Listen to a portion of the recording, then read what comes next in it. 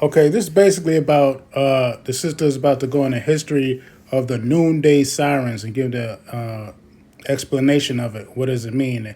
And Esau hatred toward us. Shalom. The thing Watch is, this where I live, I'm incoming from stitch. Mississippi.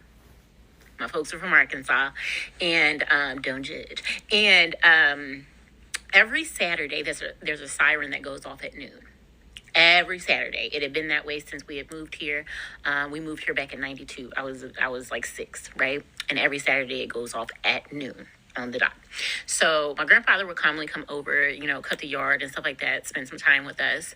And as a teenager, one time he was cutting the yard and the siren went off, and he just kind of got in the mood. And I'm like, "What's wrong?" He's like, "I can't stand that siren." And I'm like, "Well, why?" I mean, they taught us in school, like in elementary school, that it was to make sure that the siren was still operable, right? So they did it every Saturday at noon. And he said, "No, baby.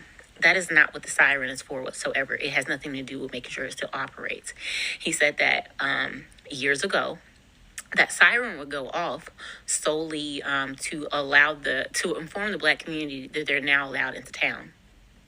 So on Saturdays, when you have to go shop, grocery shop, go around and about, black people weren't allowed to do that until noon.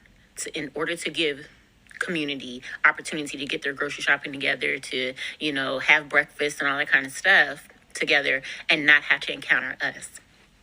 We could not be caught in town until noon. Now, I'll make this quick, but in her video, she also mentions the fact that she can't find much evidence about it, and that is correct. But I looked for the evidence. And see, the reason why you can't find much evidence is because what they do is they twist it around and try to make it seem like it's tradition or they're testing out the sirens, like she said in her video. No, no. Oh, no, no, no. I'm not done. Here you go. For nearly a century, a siren has sounded every evening at 6 p.m. local time in the western town of Minden. For many local longtime residents, the siren is a nostalgic nod to the past that stirs sentiments about the Minden's farming heritage, as well as its volunteer fire department. Oh, no, no, I'm still not done. How a Nevada town's racist sundown siren became a quaint dinner bell in the white imagination. Every day at 6:30 p.m. sharp, a siren blares to the town of Minden. For the citizens of Washoe Nation, the sound carries a painful, violent memory.